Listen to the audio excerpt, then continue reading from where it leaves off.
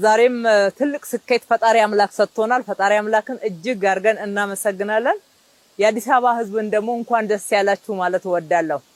በከተማችን ያልነበረ የመሰረተ ልማት አይነት ይሄው ለአዲስ አበባ ነዋሪዎች፣ ለአዲስ አበባ ወጣቶች፣ ለአዲስ አበባ ህፃናት እንኳን ደስ ያላችሁ የሚል ትልቅ ብስራት አለን። ዛሬ ከእንጦጦ ተነስተን የቀበና ወንዝ ዳርቻን እስከ ቀበና ግድብ ድረስ ያለውን የመጀመሪያው ምዕራፍ አጠናቀናል። ከ10.5 ኪሎ ሜትር በላይ ርዝመት ያለው ከ33 ኪሎ ሜትር በላይ የእግረኛ መንገድ ያለው ሃይኪንግ ያለው በርካታ አዳዲስ የመሰረተ ልማቶች የተገነቡለት ለመጀመሪያ ጊዜ ደግሞ በከተማችን ውስጥ ግድብ እንገድባለን ብለን ቃል ገብተን ነበረ። ቀበና ላይ እነሆ ማለት እንወዳለን። ቀበና ላይ እነኚህ መሰረተ ልማቶች ሲሰሩ በርካታ ትርጉሞች አሏቸው። በቅድሚያ ቀበና ታሪካዊ ነው። ቀበና ብዙዎች ዘፍነውለታል፣ ዘምረውለታል። በዘፈን ነው ትዝታው አብሮን የከረመው እንጂ የቀበና ወንዝን አበላሽተ ነው በዘመናት መካከል አትክልቶቹ ዛፎቹ እየጠፉ እግዚአብሔር አምላክ ፈጣሪ አምላክ የሰጠን ያ ድንቅ ተፈጥሮ ያ ድንቅ ውሃ ጠፍቶ ደርቆ የፍሳሽ መውረጃ ብቻ ሆኖ የብክለት ምንጭ ሆኖ ከርሟል። በዚህ አይነት ሁኔታ ትውልድ አልፏል ማለት ነው። ነገር ግን እዚህ አካባቢ የተወለዱ ያደጉ ልጆች ቀበና ምን ያህል ትልቅ የፈጣሪ ስጦታ እንደነበረ በዘፈናቸው በዝማሪያቸው አንጎራጉረው ሊያስታውሱን እንድንናፍቀው ሊያደርጉን ሞክረዋል። ለምሳሌ ፀሐዬ ዮሐንስ ቀበና ቤና እንደምና እያለ ቤና እንደምና ቀበና ማፍጉበና ዳቅኔ ቀበኔ ፈና የሚለው ትልቅ በተፈጥሮ ያገኘ ነው። ትልቅ የረፍት ቦታ ቀዝቀዝ ራሳችንን እናርግ አረፍን በልበት እያለ በኦሮምኛ ቋንቋ ሳይገድበው ይዘፍን ነበረ። በርግጥ እሱ በሚዘፍንበት ሰዓት ቀበና እሱ እንዳለው አልነበረም። ሄደን አረፍ ነፋስ የምንልበት ቀዝቀዝ የምንልበት ቦታ አይደለም። ለምን እንቃጠላለን ነው እያለ ለምን እንቃጠላለን? ምክንያቱም ተፈጥሮ ዲግሬድ አድርጓል እያለን ነው። እሱ ብቻ አይደለም። አሊ ብራ ቢሻን አዲስ አበባ እያለ የዘፈነው ዘፈን አዲስ አበባ ላይ ያሉ ተፈጥሯዊ ወንዞች ምን ያክል ድንቅ የተፈጣሪ ስጦታ እንደሆኑና ልንንከባከባቸው ይገባ እንደነበረ ጥሪ ሲያደርጉ ነው የኖሩት። ጊዜው ደርሶ ፈጣሪ አምላክ ረድቶን እነሆ ይሄው ብለን ለዚህኛው ትውልድ ማቅረብ ችለናል ማለት ነው።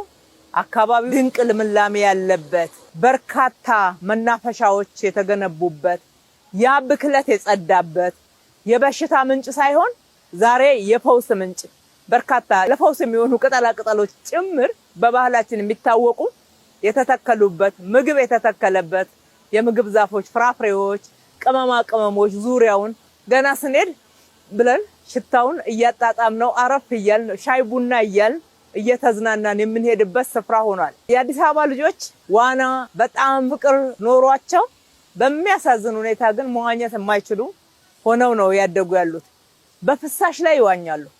ይሄንን ማየት በተለይ እንደ መሪ እንደ ወላጆችም በጣም ከባድ ይመስለኛል። በየሽንት ቤቱ በወጣ ፍሳሽ ላይ እዚህ ከተማ ላይ የአዲስ አበባ ህፃናት ይዋኛሉ። ይሄ እኮ ይቆጫል። በጣም ትልቅ ቁጭት ነው ያሳደረብን።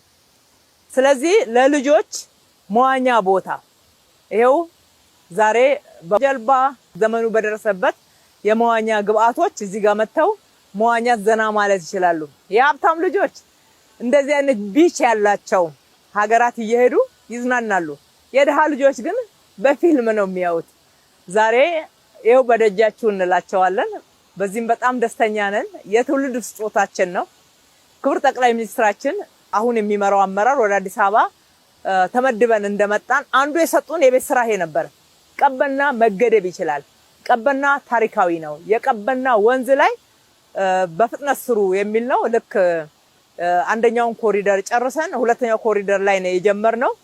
እኛም በአካባቢውን እስከምናጠና ድረስ ትንሽ ጊዜ ወስዶብን ነበር። በርካታ ባለሙያዎች በተለይ በፍሳሽ በውሃ በግድብ ዘንድ የሀገራችን ባለሙያ ብቻ ሳይሆን የውጭ ያሳትፈን እንደማይቻል ነበር የነገሩን። እውነቱን ለመናገር እዚህ ጋር ትልቅ ግድብ እንዴት መገደብ ይቻላል? እዚህ ጋር እኮ የህዝብ መኖሪያ ስፍራ ነው። እዚህ ጋር ቅርብ ነው። እዚህ ጋር ብዙ ሰበቦች ነበሩ።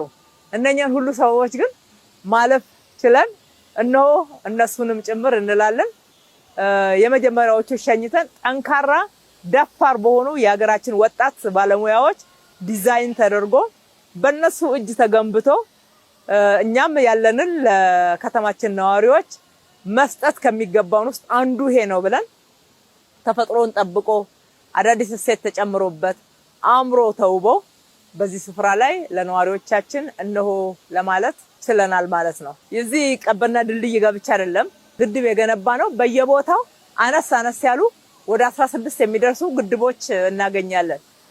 ህፃናት ልጆች ወጣቶች ከእንጦጦ ምንጭ ጀምረው መዋኘት ይችላሉ ማለት ነው። የደረቁ ምንጮችም ፈልቀዋል። ወደ መድረቅ የሄዱ እጽዋቶችም የቀድሞ ተክል የነበሩ አቆጥቁጠዋል፣ ተመልሰው ነፍስ ዘርተዋል። ሪቨር ኢምባንክመንት ወይም ደግሞ ከሪቨር ባንኩ በተጨማሪ በአካባቢው ላይ በጣም ረጅም በኮንሶ እርከን ስራ በጋቢዮን በድጋፍ ግንብ በድምሩ ወደ 40 ኪሎ ሜትር የሚሆን ወደ 20 የሚሆን ኮንሶ እርከን ስራ ወይም ደግሞ የጋቢዮን ስራ አድርገን አፈርን ምህዳርን ጠብቀናል። በተጨማሪ ደግሞ የድጋፍ ግንብ ወንዙ ዙሪያ ወደ 20 ኪሎ ሜትር የሚሸፍን ተሰርቷል ማለት ነው። ይሄ ብቻ አይደለም። ማዶና ማዶ ቀበና ላይ የሚኖሩ ሰዎች በቀላሉ አይገናኙም ነበር። ድንጋይ የደረደሩ ግንድ ያጋደሙ እጅግ በጣም ኋላ ቀር በሆነ ሁኔታ በዋና ከተማችን እንደዛ ይሸጋገሩ ነበር። በክረምት ደግሞ ጭራሽ አይቻልም፣ ጎርፍም ሰው ይጎዳ ስለነበር ማለት ነው። አሁን 21 የእግረኛ ድልድዮች ተገንብተዋል። ልክ እንደ አድቬንቸር ዘና እያሉ ልጆች ፈራ ተባ እያሉ በጣም የሚሄዱበት ተንጠልጣይ ድልድዮች ጭምራሉት። በተለያየ ውበትና የኛው እሴት ያገጡ ድልድዮች አሉ።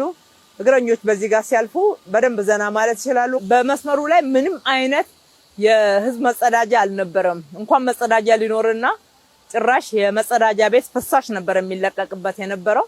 እያንዳንዱ ወንዝ ዳር በራሱ መጸዳጃ ነበር ማለት ይቻላል። አሁን ግን ወደ 23 የሚደርሱ መጸዳጃ ቤቶችን ሰርተናል። በዚህ ዘና ለማለት የሚንቀሳቀሱ ሰዎች የአካባቢውን ንጽህና እየጠበቁ መጠቀም ይችላሉ። በተጨማሪም አዳዲስ ከ50 ሺህ በላይ ችግኞችን ተክለናል። በጥሩ ሁኔታ ጸድቀዋል። አበቦች በአካባቢው ላይ በጣም ደምቀው ይታያሉ።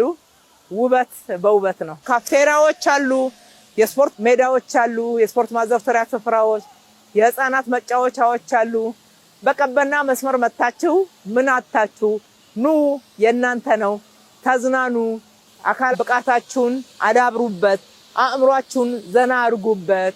ትላንትና የማይመች ጠረን አፍንጫችሁን የሰነፈጣችሁ ሁሉ ዛሬ ኑና መልካም ጠረንን ማግማግ አድርጉበት ማለት ወዳለሁኝ።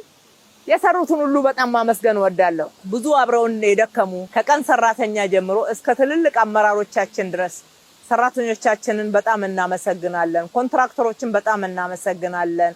አማካሪዎችን በጣም እናመሰግናለን። የአካባቢ ነዋሪዎችን በጣም እናመሰግናለን። ይሄ የትብብር ስራ ነው። በትብብር አንድ ላይ ተደምረን ያመጣነው ውጤት ነው። ስንተባበር እንደዚህ እንተልቃለን። ስንተባበር እንደዚህ ያምርብናል። ስንተባበር እንደዚህ የሚያስከብረን ለትውልድ የምናሻግረው የጋራ አሻራ እናስቀምጣለን። ስለስራችሁ ሌት ተቀን ሳትደክሙ ሳትዝሉ ሰርታችሁ እንዲህ አይነት የሚያኮራ ስራን ውጤታማ በማድረግ ሂደት አብራችሁን የነበራችሁ ሁሉ ክብር ምስጋና ለእናንተ ይሁን እላለሁ። ሐሳቡን በማመንጨት ደግሞ ክብር ጠቅላይ ሚኒስትራችን እንደወትሮ አብረውን ያሉት ስራውንም በመከታተል እንደዛው ክብር ጠቅላይ ሚኒስትራችንም በዚህ ልክ ስለመሩን በጣም በከተማው ህዝብ ስም ማመስገን እወዳለሁ። ፈጣሪ ኢትዮጵያና ህዝቦቿን ይባርክ።